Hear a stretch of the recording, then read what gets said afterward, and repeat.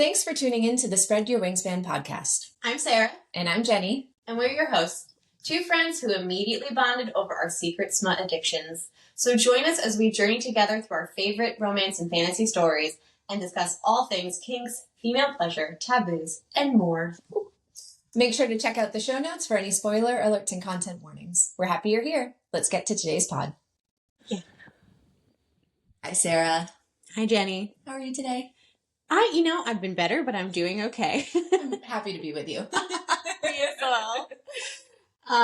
Well, today we're here to pick up on our discussion from last week in our Glossary episode, where we're kind of going through terminology we've learned, things we may be discussing on the podcast, just all of the elements of romance and romantasy.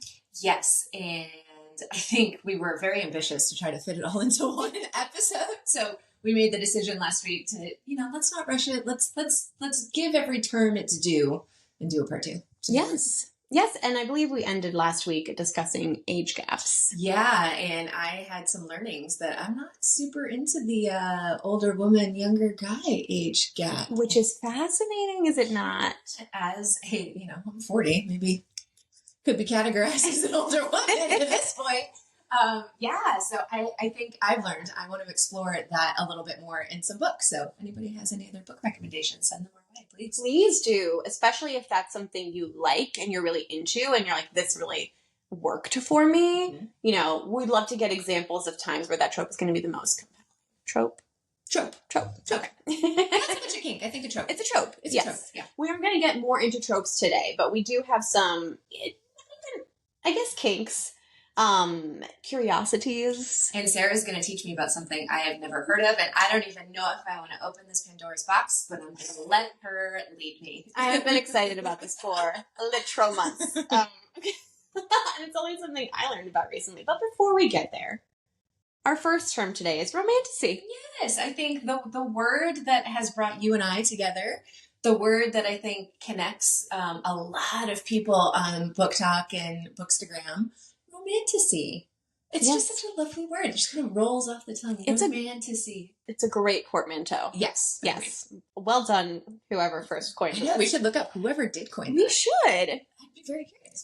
This is why we need like a third person in the room. We need a producer who can find authors for me when I can't think of them. There you go. And to do quick on-the-fly research. If you're out there and you'd like to do this for free, we'll call take us. an intern. We'll pay you in books.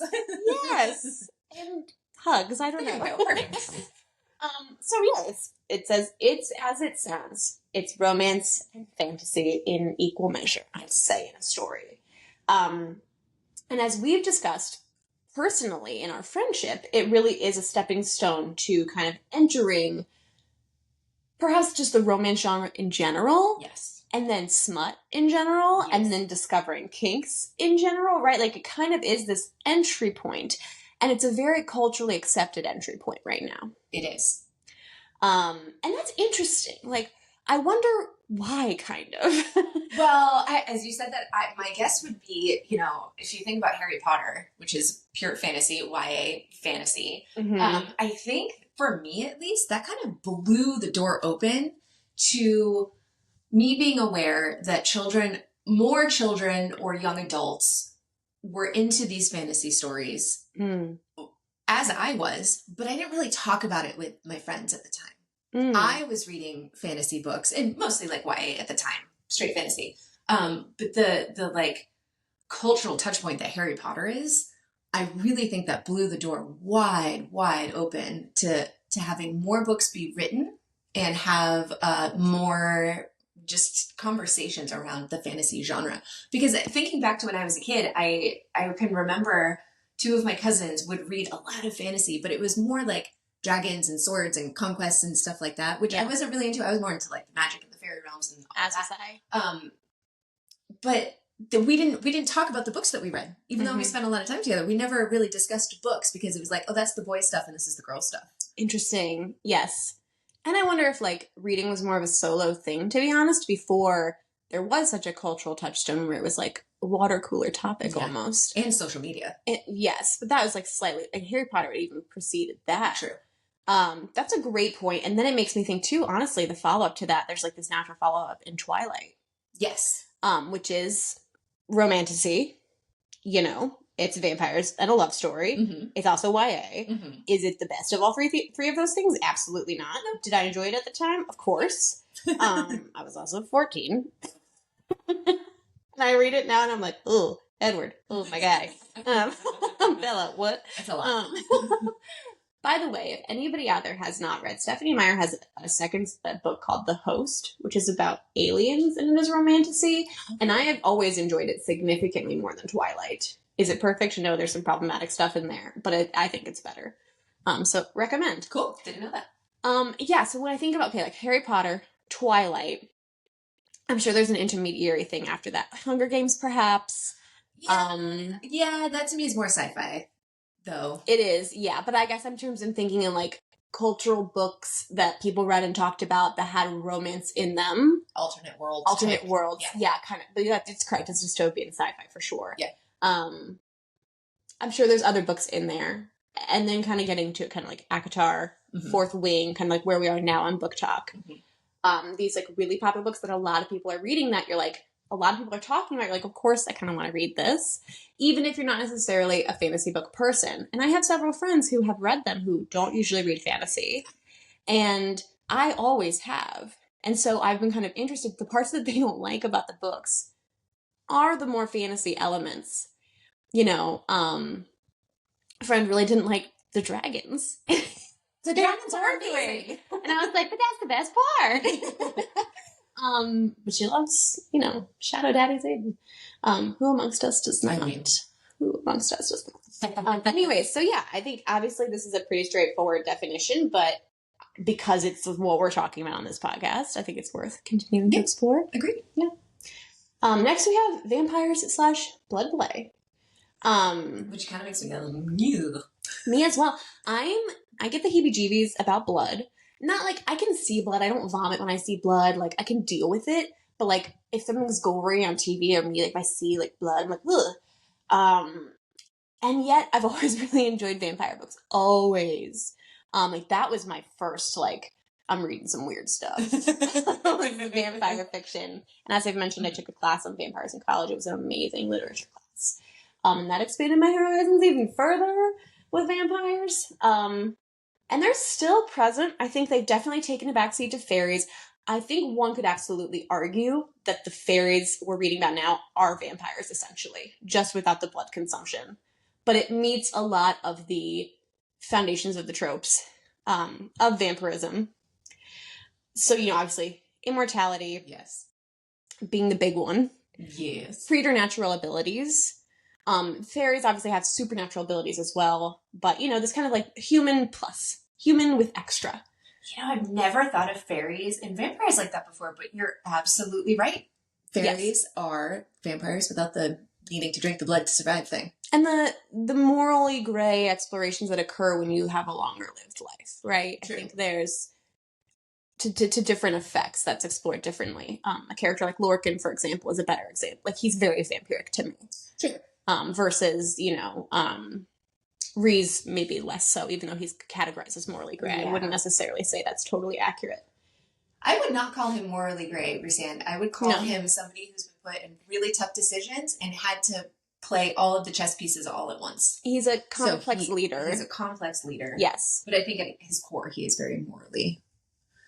His values are clear. His ethics don't alter situation to situation. Correct. Yes, agreed. And then there's just blood play in general, which, you know, comes up as a kink.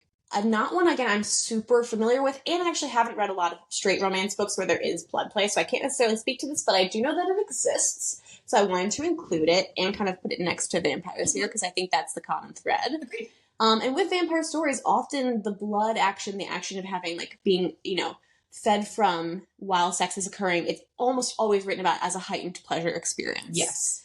And that is very interesting because I don't know anybody who's ever gotten their blood drawn who's like, this feels great. Not me. But there's something about like life force, like that action, like sucking, obviously, that is alluring, and it comes up in these various iterations, even when a character isn't necessarily a vampire, Mm-hmm. like in the Blood and Ash series, which Jenny will read at some point. It's close to the top of the list. You know, they are, spoiler alert for Jenny, sort of. It's about vampires, but they're like not really vampires, but they are. They drink blood and they live long. So it's still in play, folks. All right. Dark romance. Yeah, so this I'm really interested to talk about because I have written on the show notes, like, what defines dark? And so for me, I'm trying to think if some of the things that I've read are categorized as dark romance, but I wasn't really aware of it. I was just like, oh, here's a book I've heard is good and I've read it. So what is your take on the definition of dark romance? Like, what tips it over the edge into dark? Great question. That has to be, I'm sure there is a larger categorical, this is what that means. Mm-hmm. But to me, it's inherently subjective. Because what is upsetting to me isn't necessarily going to be upsetting to you. So is that the definition? Like, dark is like pushing your boundaries into maybe like what might be, I don't want to say problematic because that's a different thing, but what might be like, oh, I don't know how comfortability. Yes, and like it's not necessarily happy, obviously. Mm-hmm. I would say I've read a few that I found very dark. Again, that author that I don't, her name is Nikki. Is her last name Giovanni? I don't know. She wrote The Doctor in that National Neighborhood series. She also wrote this other one. And everybody's not a great person, and there's like politics and money and questionable sex acts and coercion and murder and So that sounds very dark. It was very dark, and I didn't enjoy reading it. I read the whole series? Yes, I needed to find out what happened. But I was like, the whole time. And then additionally, is it Anna or Ava Huang? I never get it right. Anna, I think. I found her works pretty dark, actually. Not all of the one with the princess and the bodyguard less so. But the first book in that like Twisted Love series is very dark to me. It's this like awful billionaire guy doing horrible things. And again, there's like murder and kidnapping and deceit. So it sounds like a lot of stuff at once. Yes. Not necessarily like boundary pushing or comfortability pushing in the romance department, but maybe the set and setting of it are also just like a lot of ugh. Well, and those I think are even like tame. I don't think a lot of readers out there who love dark romance, I think they'd be like, that's not dark romance. Because like then there's like Haunting Adeline, is that how you say it? Yeah, which is also on my list. Which I want you to read because I don't want to read it. Okay, cool. So I need Jenny, who I think is going to be okay reading this, to tell me about it. Yeah, I'll read anything. I might not finish it, but I'll still read anything. Where the love interest is a stalker. See, that fascinates me because I love the show You. Yeah, and I'm sure that was part of the influence. So like I can wrap my brain around this. Yes. I love me some Joe. Like, we haven't watched the last season, but up until the last season, I loved every decision because I think it was very true to character. Here you go. And so maybe that's another, again, not my genre, but just in thinking what would make something dark. Like, can you enjoy a character who presents as completely problematic, but stays true to themselves, and that in itself is like the plot point. And compelling. Yeah, I'm sure. I love how Penn Badgley has had interviews where he's like, why, you shouldn't love him. He's terrible. He's amazing. And I love him. Just like Dexter, like the show Dexter. Again, I didn't watch the whole series. What I did watch, I found that character very compelling. Serial killer. There is like a serial killer. Killing the bad people. That to me, compelling. Do I want that to happen in real life? Absolutely not. I do not condone murder. We're talking about our fantasy world here. Fiction. But like, why was that such a successful show? Why did people keep tuning in? Great question. So maybe it's the same kind of thing. Same kind of thing. There is, I think, like a dark romance about two serial killers as well. It's like Blackbird and something or other is the title. Fascinating. You should read that one too and tell me about it. Also, one thing we're going to have to do along with this glossary is create a book list on our website because I feel like Sarah very often throws out like this book. Yeah. We'll make a list in the show notes or in, the episode notes on our website on all of these books. Because sometimes when I'm editing the podcast, I'm like, oh, what is that book Sarah mentioned? But then we move on. I'm like, oh, I need to. Sarah already gives me a book list of things to read, but where I'm just adding to it infinitely. My sincere apologies too. Like this instinct comes absolutely. I was a bookseller and an English professor. I think both those things I was constantly like, what you do as part of that job is you recommend books. But I had databases at my disposal, like right at my fingertips. I'd be like, first name is Nikki, and I would find the book and author immediately. And here it's just me and my brain. No apologies needed. We'll figure figure it out in post. Like, no apologies. The book. Because the worst thing is listening to a podcast and hearing an amazing recommendation and it's not in the show notes. And you're like, I have to scroll through X amount of minutes. I'm never going to find it. No, we don't want to leave you guys hanging. We won't. And also, Sarah, I speak for the collective audience. We want your brain. We want all the book lists. I will make it happen. Wonderful, wonderful. One last note about dark romance, unless you have more thoughts. There's a lot of memes of like the feminism leaving my body when. Which I think is hilarious. I think it's hilarious too. And I totally get it with the like, she's mine, my wife. He growled. Don't touch her and die. I'm like, yeah, the feminism leaving my body, totally. But it also, like, that's, like, I think the tamest version of that. It's like the feminism leaving my body when I fall in love with my stalker or whatever. And I find these fascinating. Yeah, what are we exploring in our fantasy minds about, like, maybe that can be the definition of dark romance. Like, what is it that we're allowed to, in our daily life, say, absolutely not, bad, would never. But if I read this and it's a fictional character and I go, ooh, yes, I would. It's so interesting. Oppression, power, dynamics, like, what is it about the patriarchy of the world we live in? Mm-hmm. And again, I'm not saying that exclusively this happens for women, but the characters that are often being treated darkly are frequently women. What is it about that fantasy of our own oppression that becomes, like, titillating and pleasurable when it is pure fantasy? True. Because obviously IRL, I think we can say across the board that none of us are into this. Fair. Yeah. Unless you're actually a serial killer or a psychopath. For sure. Maybe not across the board, but I would say large majority. I have a really hard time with all or nothings. I appreciate that about you. So personal question being like, what goes too far for us? You know, I mean, I think I really have to say in my fantasy mind, probably nothing. Unless in the moment I go, ew, no, absolutely not. Mm-hmm. But there's been a lot of things that I've read. Like, you know, I can't remember if we mentioned on the pod, I think we did, Lolita. Like, yes, so cringy. In real life, I loved that book. I loved dissecting the psychology of that bad man. I loved it. Call it the Scorpio me, I don't know. But I think that for me, I've always had a fascination with, like, if this were true, how could this happen? Yeah. And so in my fantasy mind, there's not been a lot that I really go like, no, absolutely not. I love that space of figuring out, like, why does this turn me on or why does this turn me off? Because even if it turns me off, I feel like that is a learning experience. And it's information and, you know, does it actually translate to me, you know, upholding my boundaries in real life? Probably not. I'm probably never going to meet a serial killer. Okay. But I think for me, what goes too far, not a lot, because I enjoy that mental kind of exercise of, like, why do I love this or why do I hate this? Or why is it, you know, just somewhere in the middle?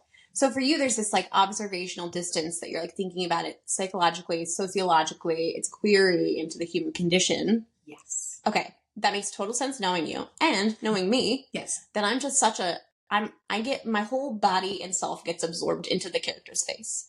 Like, I read so personally. I don't have that objective distance. Sometimes I do, especially when I'm doing, like, academic reading, of course. But if I'm reading for pleasure, that's not really my experience. I definitely have thoughts later, of course, as we do this podcast, right? I'm sharing. I'm like, oh, I wonder, blah, blah, blah. But as I'm reading, if I feel like someone's being a bad person, I generally don't enjoy it. And, like, not to say I don't, in romance and romantasy specifically. In straight literature, I have a lot more tolerance for that. But if I'm supposed to be, like, loving or experiencing, like, sexual feelings and, like, being turned on or horny and, like, for someone who just sucks, like, I'm like, nah. So it falls flat. It falls flat for me. I need to be, like, interested in the other person. So again, like, in that Twisted Love series, I was like, I don't even in a fantasy way find this guy attractive. Like, he sucks. He's awesome. He sucks. I'm like, girl, dump his ass. Like, that's end the book right here. So it sounds like it pulls you out of the experience of reading. That for you, it sounds like reading is a true escapist. Yes. Act. Yes. That's a better word. And that if you can't see yourself in the shoes, then it pulls you out of that. Yeah. And then you're like, okay, well then now this is just a book. And I have tolerance. Like, the shoes I can go in are, like, it's a pretty wide variety, I would say. But when something is really pushing, again, I might read it, but have, like, a bad time. You're hate reading it. Oh, not even hate reading. Like, I'm, like, pain reading it. It's more like it's, like, hurting me, but I want to find out what happened. Death by 1,000 pages. Yes. Pretty sure Taylor Swift wrote a song about that. Okay. Taboos. Common taboos. Just thinking here from a smut perspective. Yes. Step siblings.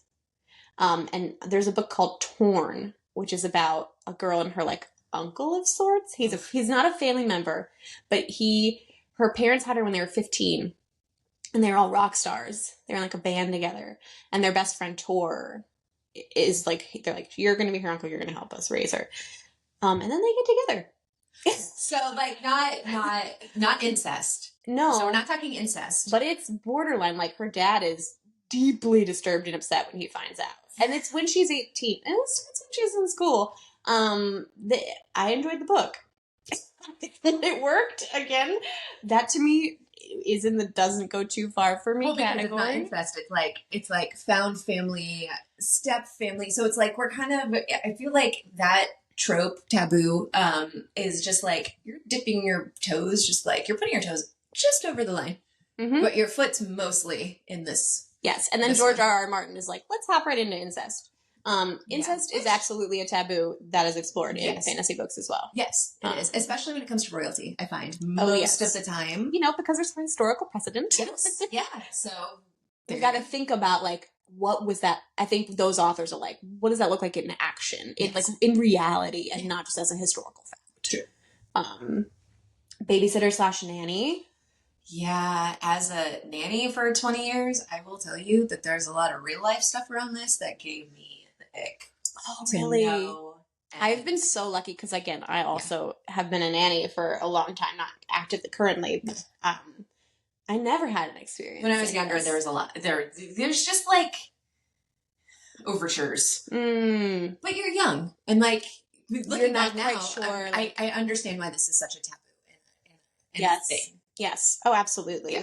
Especially when it's, I think the most, in a lot of romance books, it's like single parent and then the babysitter/nanny. Yeah. It's not always in this like kind of cheating regard. Usually a pretty significant age gap too. So like it kind of fits. If it's that age gap thing, yes. Dad's friend/much older man/daddy, which we talked about a little bit. Yep. Or zaddy, we talked about last. Which I think we're both very into. Huge fan. Yes. Huge fan. Reprehensible man. Anna Huang, again, as I said, her entire library. Yes. Again, I'm not a fan of this one. Cheating, which, again, I'm not a huge fan of, but it's there. It's a taboo to explore. Taboo, but I also think, in the vein of our conversation on, like, how can you explore things in your inner fantasy world without acting on them in real life? Like, maybe for some people that is a true escape because absolutely they want to remain monogamous. Totally. So, And, and there's inner pushback, even no matter how happy you are in your monogamous situation. Absolutely. It would stress me out. That's it. It's not so much like you're doing something bad. It's like someone's going to catch you. Yeah. Like it's anxiety. In your life. And so that's maybe a boundary for me. I can do some anxiety, but like there has to be a purpose to it. Mm-hmm. And two people cheating, I could really care less. Yeah. Political systems failing, world's crumbling. Sure, give me all the anxiety. Take me on that journey. But like this, I'm like, why? Yeah, like just stop. Yeah. Religion.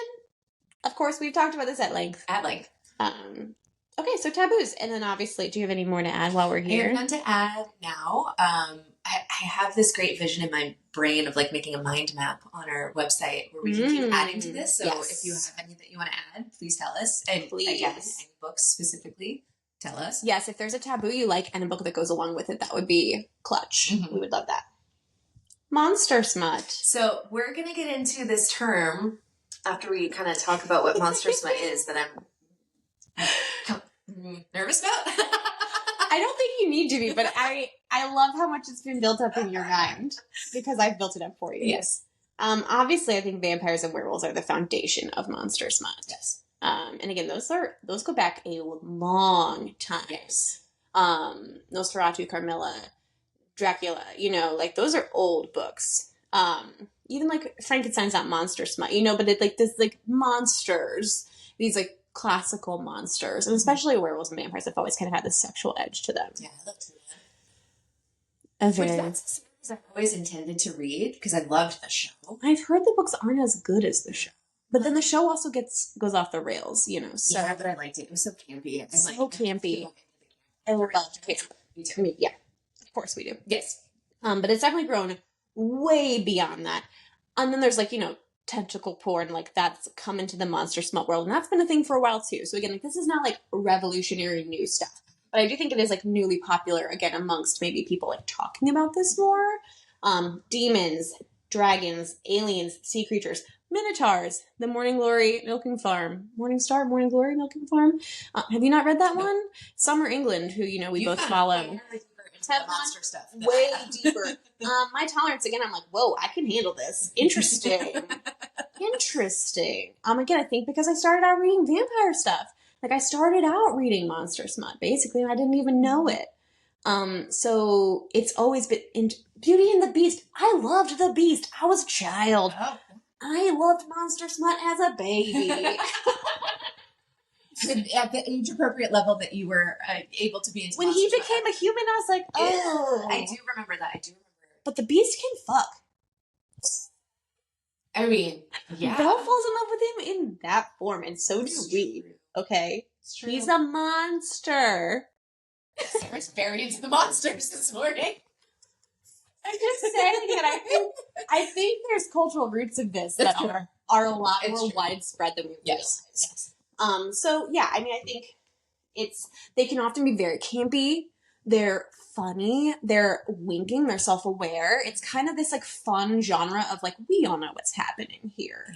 I also wonder though, as we're talking about this, how old Nosferatu and Dracula and all that is, if there's some cultural thing that's gone back centuries about a monster, a forbidden entity kidnapping you and taking you to their lair in the forest, or that is a thing within this genre. Yeah, so yes. I think that's another element too to the monster stuff that I'm just connecting the dots on why we as feminist women find that appealing. Yes, please, Beast, keep me locked up in your castle and give me your giant library. I mean, again, that sounds amazing. It would not be hard to slay us. Meet with all of our needs with magic. Yeah, bring me the food, dancing, dinnerware. Yes. Something about men are monsters, which again is not necessarily something I believe, but I think culturally is absolutely something we can say. And that as a woman, even in a situation where you're totally disempowered, you have power over the monstrousness of a man with your humanness, with your femininity, with your womanliness. And that saves you. Correct. It's this fantasy of, even in the most dangerous situation with a man, I am safe. And obviously that's not true, but it's this allegorical exploration of that. Yes. Yes. Allegorical explorations. Nailed it. We've finally arrived. Okay, Sarah, please, for the love of all that is holy, what is nodding? Nodding! I read a book about demons, speaking of monster smut, and in the content warning, it said nodding. And I said, what's that? And I Googled it. And I was like, oh. So it's not rope bondage? No. Okay, because that's where my brain went. It's when a creature, or it's often a werewolf, but also a demon, whatever creature, has a penis, that there's a knot at the end. There's a bulb at the end of it. And this is a thing with dogs. I actually think there's some animals where this is actually a thing. And so, sorry, microphone. I hit the microphone. So I was gesturing wildly. Very excited.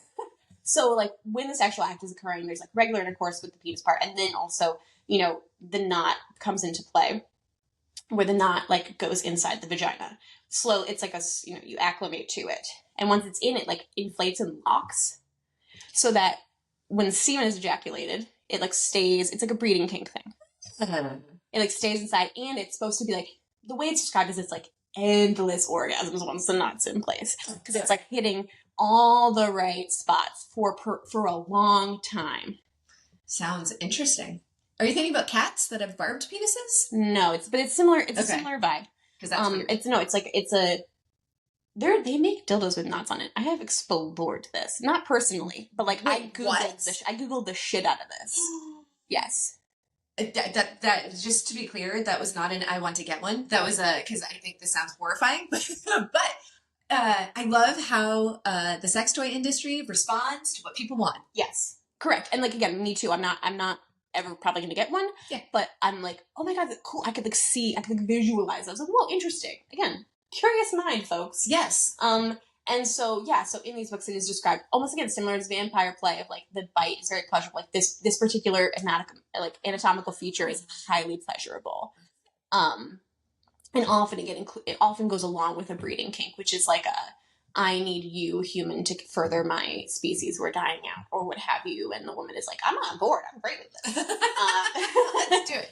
Then again, it never works for me if she's not on board because that's not consensual, and I'm not going to enjoy that. But that is nodding. Well, I guess we could. Okay. Well, before I try to say three things at once, thank you for finally explaining it. Yes. Less horrible than I thought it was going to be. Also, maybe I have to read it to understand. You need to read it. Yeah. But I just realized another taboo.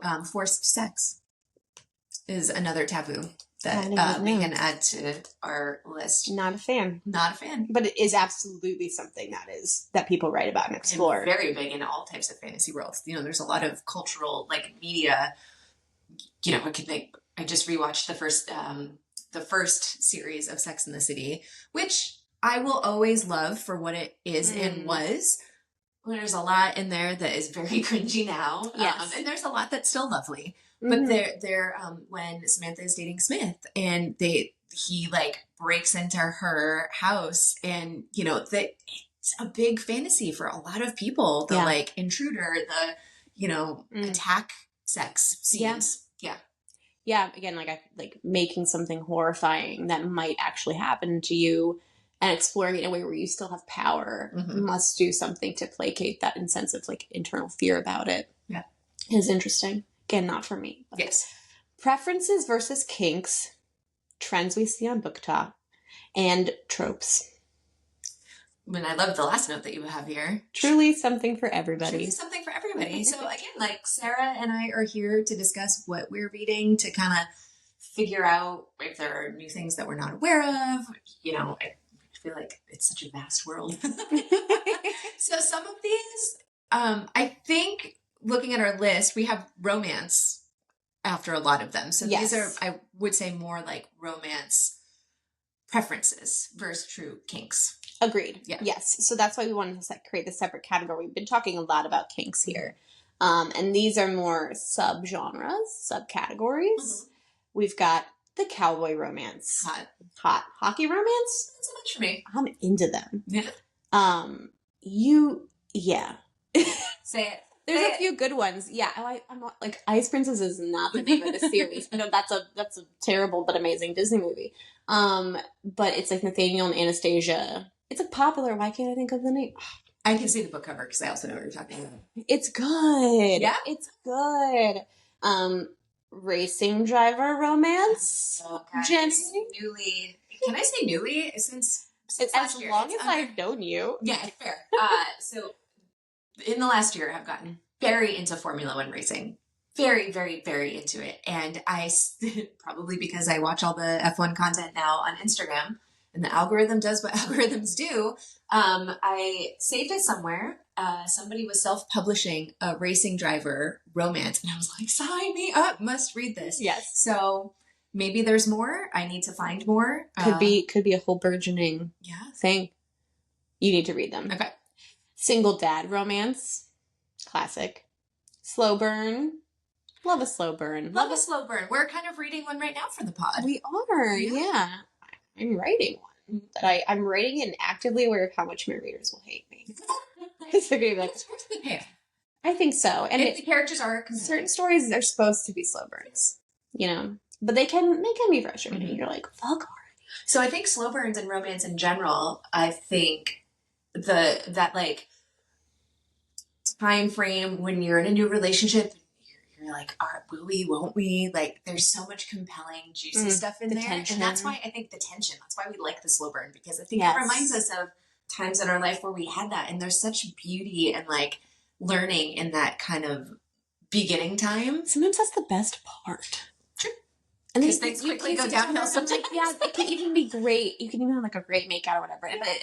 But the tension building, the simmering waiting is so delicious. Yes. Enemies to lovers. One of my faves. One of my faves. Friends to lovers. Also, I enjoy. It's more vanilla to me, but me too. Yeah, correct. I like it. Forbidden romance. Also a fave. Star-crossed lovers. A classic. Stalker/serial killer romance. Okay. Mafia or mobster romance. So I'm very interested in this. I don't think I've ever read any, but it's a huge subgenre dynamic, and also growing up in an Italian American family, and just the way that I feel like there was this, not identity. My family's not in the mob, but I think a fascination with like mob stories. Growing up in the East Coast, hearing these stories, I do love The Sopranos, like things like that. I find very interesting. All the mob movies, Casino, one of my favorite movies. Love it. So maybe you'd be into these. I think I would be pretty into the mob romances. Another thing for you to check out and report back on. I guess. You're going to read serial killer romances, racing driver romances, and mobster romances for us. After I get to all the other books you're making me read. Correct. We'll check in a few years. Shifter romance, wares of any kind, not necessarily werewolves. As I said, True Blood, there are werepanthers and such. And Omegaverse, this is kind of the same thing. I remember you defined this for me. So I did, but now I don't remember what the definition is. I'm pretty sure it has to do with werewolves. Does it? We're going to do a quick Google search. Omegaverse is a subgenre of speculative erotic fiction. Originally a subgenre of erotic/fan fiction, its premise is that a dominance hierarchy exists in humans, which are divided into dominant alphas, neutral betas, and submissive omegas. Okay, so the Omegaverse. Okay, so it's more like alphas and such. Okay, so not necessarily werewolves. But if, even in the Crescent City series, having the alpha hole. And alpha hole, which I love that. Yeah, that is good. So honestly, even ACOTAR is kind of Omegaverse then, because there's a lot of alpha behavior. Yeah, and especially in the fairy realm, you have the high fae. Yes. And then you have the normal fairies. Fairies. The fairies. And then the humans. Mm-hmm. Accidental pregnancy. This is a very divisive trope on the internet. I could take or leave it. Sometimes I'm interesting, sometimes I'm I do think sometimes when it's a really good series and there's an accidental pregnancy, or pregnancy in general, a lot of people really don't like Feyre's pregnancy. I feel neutral about it. Yeah. I'm that's fine. But a lot of people are never bring pregnancy into a romance. And a lot of people are sure, yeah, that happens when fucking occurs sometimes. A lot. Yeah. Yeah, I guess I've never thought about it.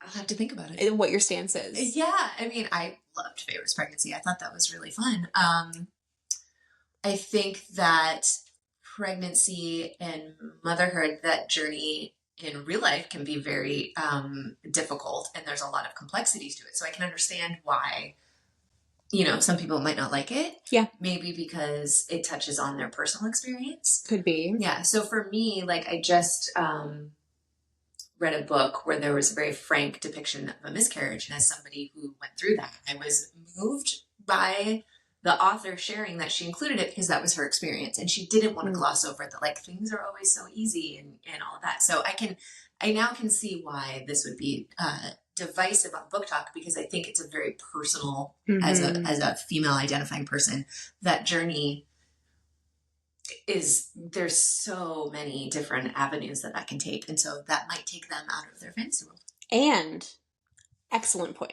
And I'm thinking, if we're thinking about romance and romantasy in these fantasy books as pure fantasy, the reality, and I'm a person I love children, motherhood, I'm very excited about, that's something I willingly and happily am going to explore in my life. But for a lot of women, I think it's that's a sentence that is passed down upon us for being born as women, and it is this societal structure that is imprisoning, and they don't want any part of that in their fantasy. Makes sense. Right? Yeah. So again, it makes a lot of sense. It's no, this is a world where sex never leads to kids. Right. Yeah, which, we think about it that way, you're that is a fantasy. That is a fantasy. Yes. Yeah. So what's the line of, how does your lived experience intersect with your fantasy world, and what do you want to choose to consume in that fantasy world? Well said. Absolutely. We have problematic faves versus book boyfriends. Feminism leaving my body. Right. And sometimes a problematic fave is the book boyfriend. They're not necessarily oppositional. Right. I think though they often could be categorized separately. True. Yeah, I'm not sure. I'm trying to think of like who a problematic fave of mine is, and I'm kind of coming up blank. Because when they're problematic, you've voiced you're not always super into the story, so they're not going to be a fave. They're simply problematic. Versus book boyfriends. I mean, man, if we just line them all up right here. Let me just think about that. A lot. There's a lot. And I love the like joking memes of like them competing with one another, like Rizand like being like, "Who's this guy?" And it's Zayden, and he's like, "Hi, I'm the book boyfriend." Or women trying to get their husbands to be the book boyfriend. Yes. Which I find those videos to be very hilarious. So like, cute. Darken my doorway. Yeah. Darken your eyes. Growl at me. Was it the Jonathan Bailey? There was a video of Jonathan Bailey that was like, here is what we mean when your jaw clenches and your eyes darken. And it was... That man, the way he can summon a heated look and direct it at straight up anyone. Or a doorknob. I want him to look at me like that so badly. I want anyone to look at me. I'm like, has anyone in the history of humanity ever summoned a heated look to that effect? I don't think so. Jonathan Bailey nails it. She's exceptional at it. Like, just pause a still frame of Bridgerton season 2. Yeah. Or that, what's that show? Fellow Travelers. I was going to say, Matt Bomer is competing for that title. Can also do a heated look. Yes, oh, baby. Especially to Jonathan Bailey, which, people, if you have not watched Fellow Travelers yet, so good. There's a lot of naked Matt Bomer and Jonathan Bailey in that one. Yes, please. So yeah, we love a book boyfriend. You know, your husband at one point said a cute thing about like, I'm a book husband. He did. Yes, which is very sweet. It's like, that's not really a thing, but good for you, Chris. Yes. Very much my husband. Yeah. Book boyfriends exist when we have real They're husbands. supposed to, they have to be boyfriends. Yes. They have to be like side pieces. Yeah. Like so I guess if we want to talk about this, like what qualifies as a book boyfriend and why are we so obsessed with them? And we may have just already talked about this. But I think also I'd be curious because you are a perpetual rereader of series. Mm-hmm. Do you find that your book boyfriends cycle in and out of favor? I definitely have different experiences of them upon rereads. I liked Zayden more. I liked him immediately, but I liked him even more on a reread. I am a Lorcan stan. Mm-hmm. I freaking love Lorcan. Maybe he's a problematic fave because guy sucks, but he's also great and delicious. And so it's not often that I like them less, but I maybe like it's on the second or third read I'm like less swept away by them. I guess I would say.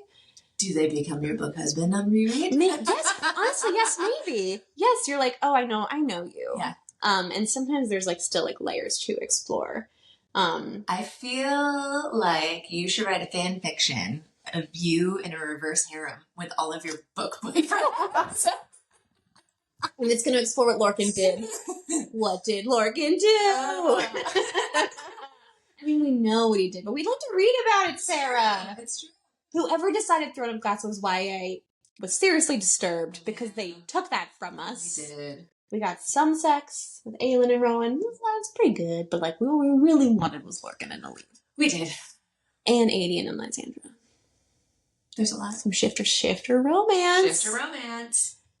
Well, we are at the end of our list, my friend. Well, we did good. We fit that into 2 episodes. Great. Both lengthy. Yes. Thank you for sticking in. If you've listened to all of this, we will be back to regularly scheduled programming next week where we are discussing books themselves. Yes.